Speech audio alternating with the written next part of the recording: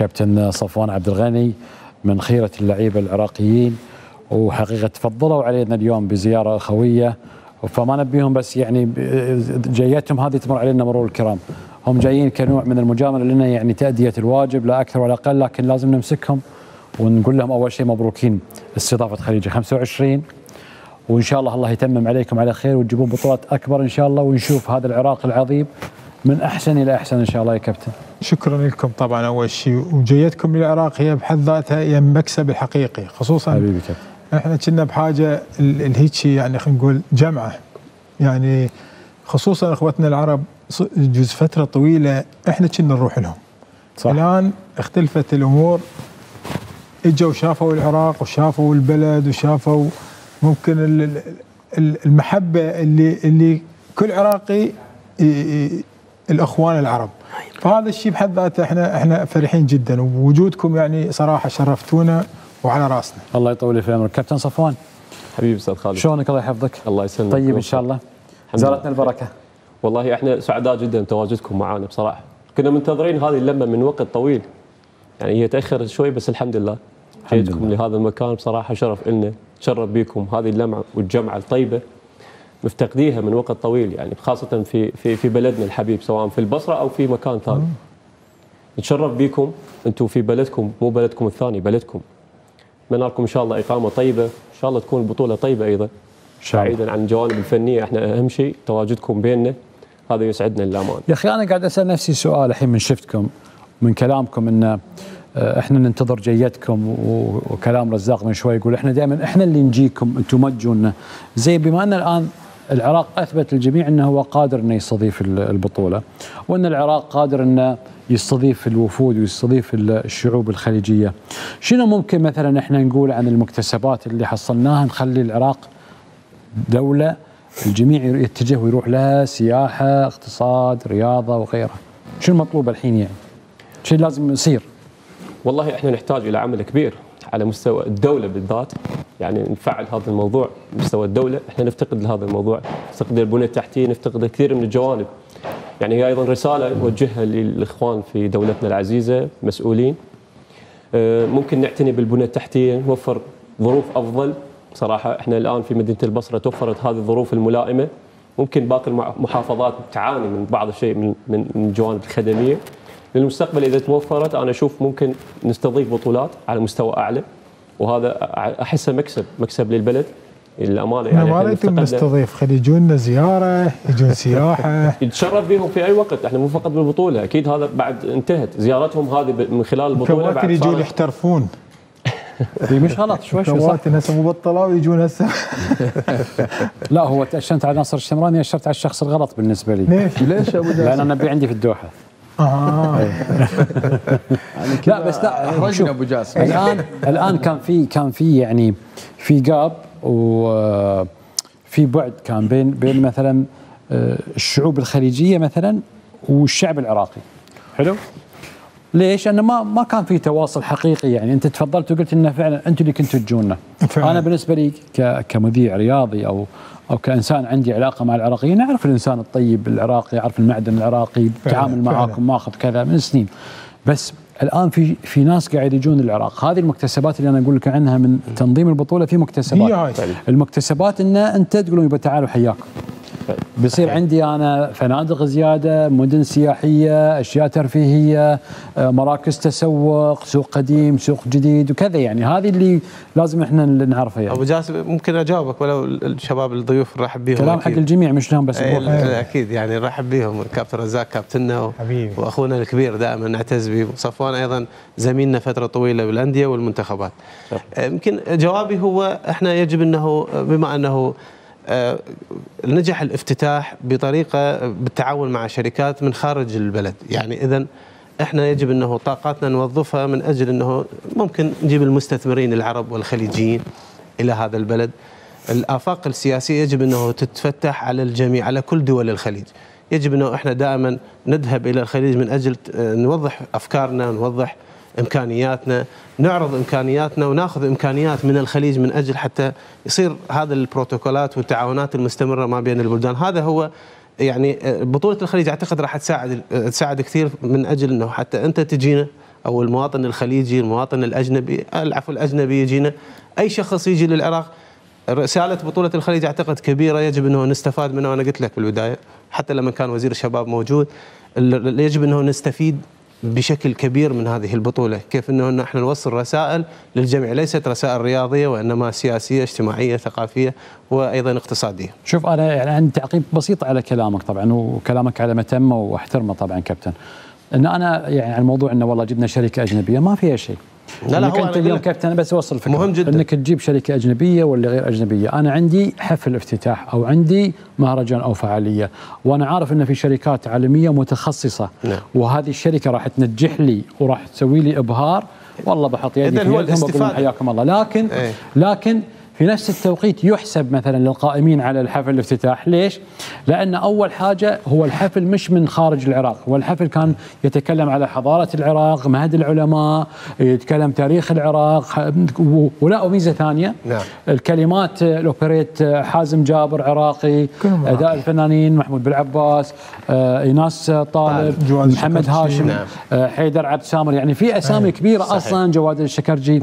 فالكورال كانوا خريجين طلبة من جامعة عراقية، ما هو ما جاب لك رحمة رياض عراقية غنت، حسام الرسام. ملاحظة هو أنا شنو قصدت اليوم؟ يعني قصدي أنك أنت بالعكس قاعد تستخدم أدوات. أنا ما أقلل من الشركات، ما أقلل من تعاون جماعتنا، لا أكيد جماعتنا قدموا أشياء ممتازة جدا يشكرون عليها. أنا أقصد لو في مثل ما قلت في فائدة من الخارج، أنا لا ضير أنه أستفاد منها، وبعدين كل المعنيين خلينا نقول الموجودين يتدربون من أجل بالمستقبل يكونون هم ماسكين كل الامور الرياضيه والامور التنظيميه، هذا القصد.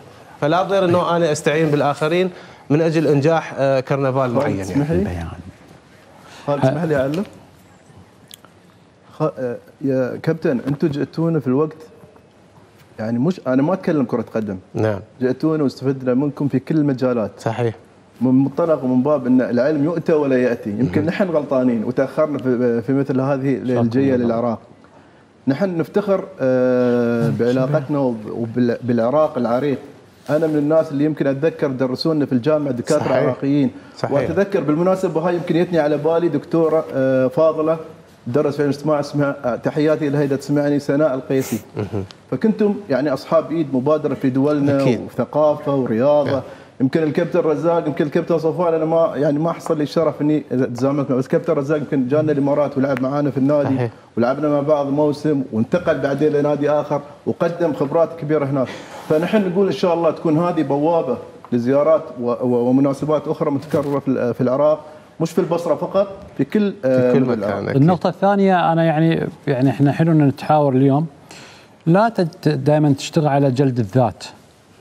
يعني مثال، انا لما اروح مثلا الى بطوله، مثل ما في ايجابيات اكيد راح الاقي سلبيات طبيعي. ومثل ما في تنظيم ممتاز في هذه الجهه، ممكن ترى اواجه تنظيم سيء في هالجهه، وهي لكن هل هذه مصيبه؟ لا مش مصيبه. هل هذه كارثه؟ هذه مش كارثه. هل هذا عيب؟ بعد مش عيب.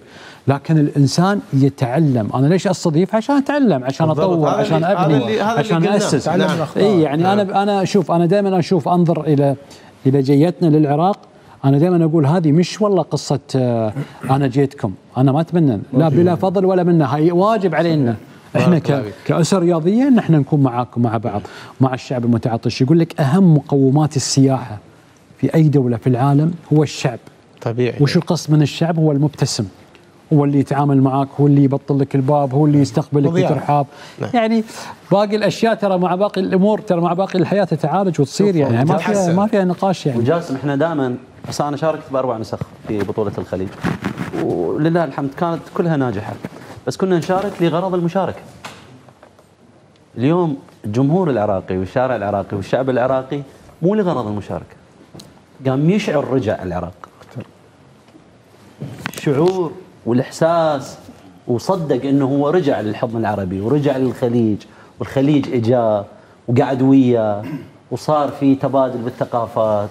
هو كان يسمع عن المواطن الخليجي، يشوف المواطن الخليجي من خلال التلفزيون، من خلال ممكن المترفه ممكن انه يسافر يشوف ويزور البلدان، خصوصا مثلا قطر عاصمه الرياضه، يروح لدبي، يروح الكذا مدينه. لكن اليوم بدا يشعر انه القطري والاماراتي والبحريني وكل دول الخليج موجوده، بدت تندمج وياه بالمجتمع. فلهذا السبب انت من تشوف العراقي ما يعرف شو يقدم لك، صح، ما يعجز، ما يريد يقدم لك فد شيء، اي شيء اي شيء بس يريد يعطيك فد شيء يعني، بس يريد يقدم لك محبه، يقدم لك ود. ما مصدق احنا، لانه احنا صراحه انا عن نفسي كنت والله انا عن نفسي كنت مطمئن انه المجلس راح يكون موجود، لانه اعرف كيف تفكرون، واعرف من تاخذون قرار انه خلاص احنا لازم، وهذا يعني كنتوا قدها، فكنت متاكد انه راح تكونون موجودين. لكنه الشارع صراحه خليتوا الناس كلها تتجرأ تجي. اليوم بشار هسه خلص استديو راح للكويت، انا عندي بشار، اتمنى بشار يجي يقعد يمي هنا 10 سنين، بس بنفس الوقت اشعر يعني احساس حلو انه بشار يجي يحلل، هو في الكويت الظهر يجي يحلل العصر وبالليل يرجع. صح. هذا احساس انا يعني يعطيني في الطابع انه انا خلاص رجعت. للسبعينات رجعوا. الغيبه كانت كلش طويله. صحيح. الغيبه كانت كلش طويله. لان العراق في كلمه رزاق يقول لك رجعوكم للسبعينات، لان العراق في السبعينات ترى كان يعني مكان سياحي. العرب والخليجيين الناس يجونهم كان تجاري. على كلام نشأة اليوم احنا موجودين في المطعم، فمطعم ما شاء الله كان فل، تقريبا اكثر من 200 شخص داخل المطعم. فمن ضمن المطعم في عائله كويتيه حاطين اعلام الكويت. دشيت رحت سلمنا عليهم، قعدت المطعم يحط اغاني كلها اغاني كويتيه، اغاني وطنيه كويتيه. فردة الفعل العائله شافهم نشأت والرواس كان بعد موجود، ردة الفعل الكويتيه استانسوا، قاموا باعلام الكويت داخل المطعم. وبعدين من ثم حط المنتخب حق الرواس منتخب عمان، يعني كانت ردة الفعل وايد جميله. طلعنا حتى قائد العائله سالت على والدهم، قلت له كم يوم قاعدين؟ قال لا احنا حاضرين حق المباراه وراجع يعني المطعم، بنخلص الحين بنروح الملعب، بعد المباراه على طول الحين رادين الكويت. فمثل ما ذكر يعني بشار الحين كذلك راد الله الحمد. واليوم جمهور كبير كويتي في الملعب، جمهور كويتي كبير. امس احنا كنا امس غدينا امس ولا اول امس طلعنا نتغدى يعني من ضمن الجروب، انا ومايد الخليفي وخالد سلمان، رحنا مطعم زرزور. انسى موضوع ان ما دفعوا لنا الفلوس، وانسى هالموضوع، هاي انسى على الصوب، والله امانه يعني ان ناس يقومون من طاولتهم عشان احنا نقعد، هذه شوي اسمح لي يعني ناس ياكلون. اليوم صارت فينا اليوم قاموا ناس من طاولتهم عشان احنا نقعد يعني. اسمح لي اليوم صارت والله، ترى هذه يعني ما ادري شو اوصف لك اياها. وعلى فكره وما اخذوا منا حساب الاكل نهائيا، ويخدمونا وسووا لنا كل شيء، واليوم تمموها علينا. اليوم اللي حلفوا انه يعزمونا اليوم في المجلس هنا طرشوا، شافوا الناس اللي ما راحوا المطعم. اليوم مطعم زرزور مطرش لنا اكل لين المجلس حق الناس اللي ما راحوا امس. يعني القصد في وين؟ والله يا جماعه الخير، هذه ترى ممكن نشوفها في كل دوله خليجيه، اسمحوا لي، هاي في العراق وفي قطر وفي السعوديه وفي الامارات وفي البحرين في عمان في الكويت، في كل مكان بنشوفها. بس انا ارجع واقول الناس اللي صار لهم فتره او سنين او كانوا قاطعين ما نبي نروح العراق لاسباب اي سبب كان، اسمح لي، هذا انا موجود في البصره واتنقل. انا تعرف شنو اللي مثلا ممكن يعيق تحركي؟ شيء واحد، محبه الناس. صح. انتبه، صحيح، محبه الناس. كل واحد يبي يقوم باي شغله معك. ترى احنا لما نتكلم هالكلام لان احنا نلمس، مش مجبور اني اقول، مش مجبور، بس انا لازم انقل. انا وش وظيفتي؟ انقل الصوره. لو شفت في شيء مو بزين مو بعاجبني ترى بسكت. فهمت ايش قصدي؟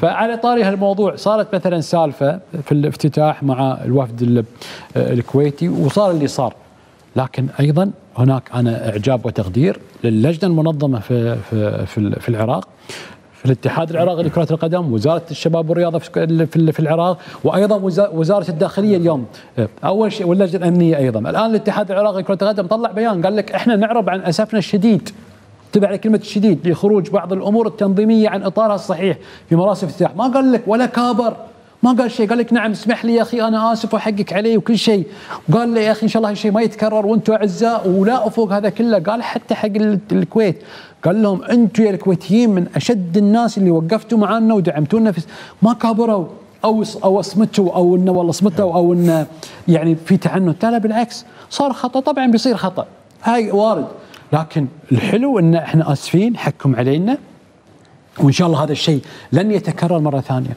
وأنا أقول لك إياها مرة ثانية، لو العراق مستضيف البطولة من 10 سنوات و5 سنوات و4 سنوات و20 سنة، أنا أقول لكم بينظم أجمل بطولة. من 40 سنة الجماعة ما نظموا بطولة، معلش لازم يكون في أخطاء يمين ويسار.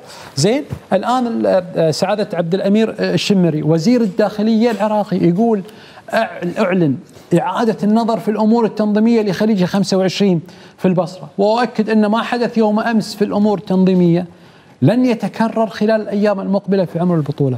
بالمختصر مفيد يا جماعة الخير، الخطأ التنظيمي وارد. زين، احنا دائما نضرب الأمثلة في أوروبا، مثال نضرب الأمثلة في أوروبا، صح؟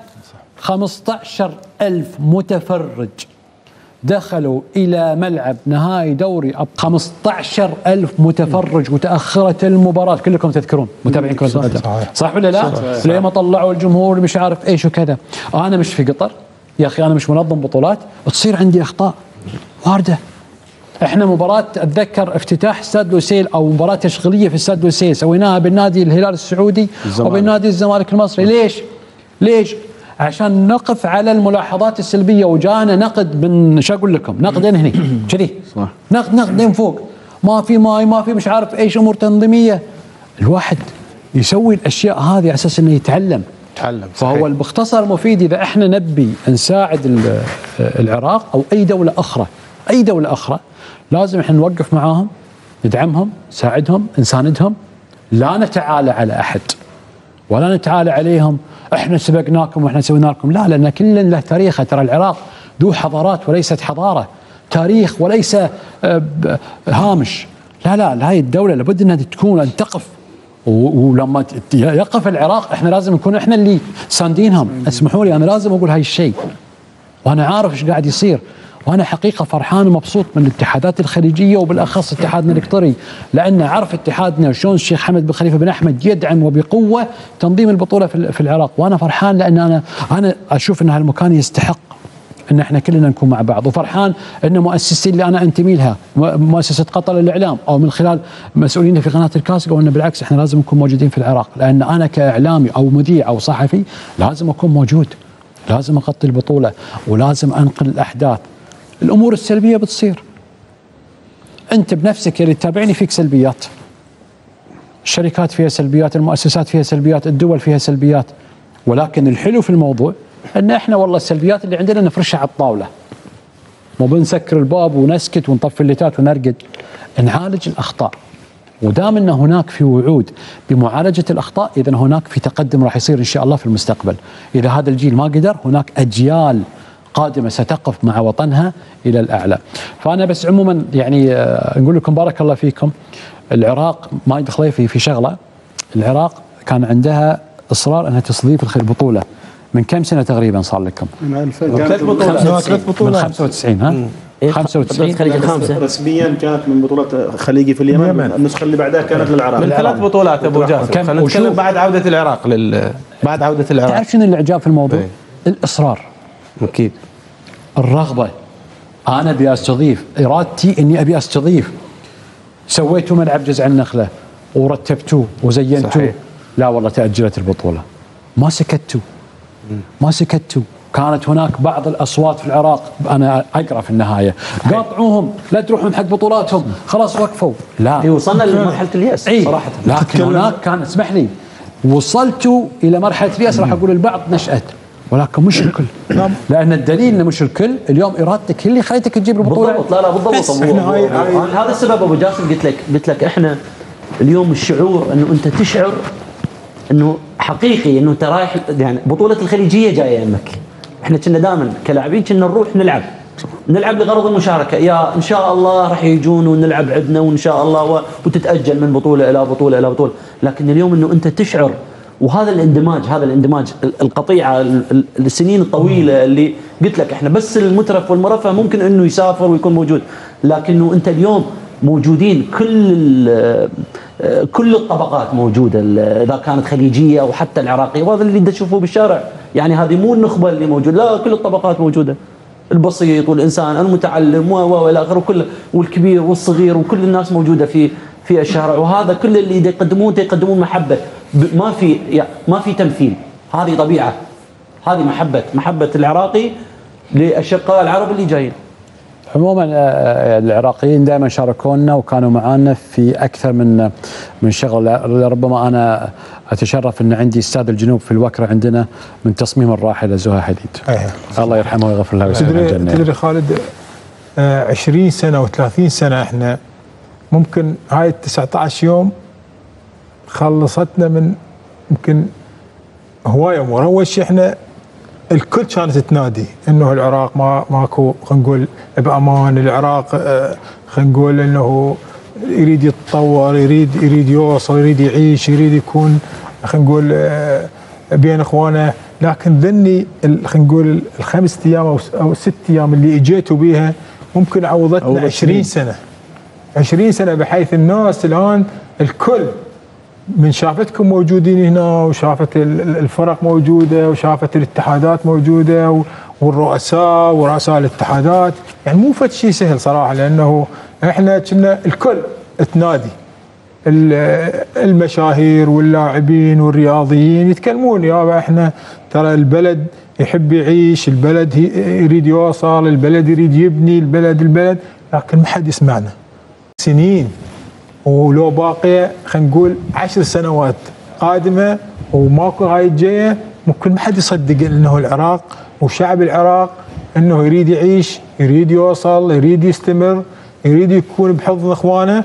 لكن الان هاي الجايه ممكن انا اقول لك صراحه وصلت الفكره عن الشعب العراقي وعن كرم العراقي، وايضا احنا سعداء انه انتم جيتوا، وهاي الجايه ممكن ساعدتنا احنا حتى نقدر نوصل لكم بصوره سريعه. يعني شوف عموما القاده او المسؤولين عن الرياضه في دول الخليج ساهموا بشكل كبير الان في اقامه هذه البطوله، لان في النهايه لو الاتحادات رافضه ما جو منتخبات صراحه نتكلم. فالان الاتحادات الرياضيه في الخليج قالوا حق البصره هذه البطوله عندكم، نظموا البطوله وراونا شطارتكم وراونا كذا، صح؟ كان الكره الان في ملعبكم. احنا اللهم لك الحمد اليوم نهايه الجوله الاولى، الامور طيبه. نرجع نقول الجماهير او الناس يترقبون ان يتعرفون على البصره اكثر. القادم المستقبل عندكم في يدكم ان شاء الله. وفي النهايه احنا دائما نتكلم عن المكتسبات. البطوله ترى بتخلص بعد كم من يوم، لكن هناك مكتسبات. البناء على ما تحقق يا ابو قاسم، لانه اعتقد انه حتى لو بعض الارباكات اللي حصلت لو كان في تاكيد، يعني ما كان فيش تاكيد ان البطوله راح تقام في البصره يمكن لقبل يوم من البطوله او لقبل الصافره الاولى لاسباب يعني مختلفه. لو كان في رزنامه محدده ان البطوله هذه مثلا قبل سنتين، انا اعتقد انه كان بتختلف، يعني التنظيم حيختلف بشكل اكبر عن اللي شفناه، الشكل الجمالي اللي شفناه سواء في حفل الافتتاح او الاشياء اللي حصلت اشياء بسيطه ايضا فيما يخص السكن. الان البناء على ما تحقق، ايش اللي ممكن يقيمون العراقيين بمختلف الطبقات سواء الرياضيين، الاعلام وغيره وغيره، ايش اللي ممكن يتم البناء عليه للقادم؟ ايش نريد نخرج من بطولات البصره؟ هذا التجمع الخليجي الان، التجمع العربي الكبير اللي صار في البصره، كيف ممكن نستفيد منه في بطولات قادمه؟ حضور رئيس الفيفا، حضور مسؤولين خليجيين، كبار المسؤولين الخليجيين، كيف يتم الاستفاده من هذا الشيء؟ لان البطوله مثل ما قال ابو قاسم راح تخلص ايام تخلص، لكن الفكره الرئيسيه ان شاء الله نحن نستفيد العراق من هذا الشيء، ونشوف بطولات قادمه يمكن اكبر من بطولات كاس الخليج. زين صفوان، قبل كل شيء يعني احنا حصلنا على ثقه يعني الدول الجوار بينا وحتى الدول الخارج. تواجدكم في هذا المكان يعني هي اعطت ثقه اللي تفضل به ابو زينب للمستثمر، للشخص السائح، لاي شخص ممكن قادم لبلدنا للمستقبل. جيتكم لهذا المكان هي اعطته ثقه بصراحه. سعداء جدا بتواجدكم، واحنا دائما نذكر متاخره لان تاجلت لاكثر من نسخه. يعني احنا لو كنا مهيئين الظروف انه فعلا ستقام بالبصره كانوا يشوفون الوضع افضل، بس لله الحمد الوضع لحد الان طيب وراح يستمر ان شاء الله لنهايه البطوله ان شاء الله الوضع تمام ان شاء الله. احنا عندنا شاطئ جميل هنا اسمه شط العرب الكرنيش 6 كيلو، وامس نشأت ولا نور واحد منكم قال لي انه راح يكبرون الكرنيش، صح ولا انا غلطان؟ ولا منو اللي قال لي اياها؟ غلطان، صايدينك بشط العرب صايدينك ناس بشط العرب ايه وقالوا لك راح يكبرون، انت ضعت على البيت. بس ان المهم انه راح يكبرون في مشروع قادم ان شاء الله. يعني هذا الشيء زين انهم في النهايه يهتمون في المرافق السياحيه والترفيهيه. زين المنتخب علومه شلون اداءه؟ منتخبنا؟ اي طبعا. احنا هاي البطوله صراحه ما قلت لي مبروك اليوم احنا فزنا يا اخي. اي مبروك عليكم. الله يبارك. بصراحه اليوم منتخبكم يعني واصل المسيره اللي قبل 10 سنوات انه انتم بديتوا بها انه تاسسون منتخب، وبالتالي بديتوا الشباب خلينا نقول اللي ما لعبوا راح ياخذون مكانهم. وين تعطيني تليفونك بس تليفونك يشوي بس ممتاز، بس عشان الوايد. زين تقول. زين منتخبكم علومه. احنا الحمد لله وشكرا. اول شيء المباراه الاولى نعم صعبه امام منتخب ممتاز، خصوصا المنتخب العماني الان في تطور كبير يعني صراحه. لكن المباراه يعني احنا ما كنا فرحانين خلينا نقول بالاداء او بالنتيجه بقدر ما فرحتنا انه كان الكرنفال حلو ونجح.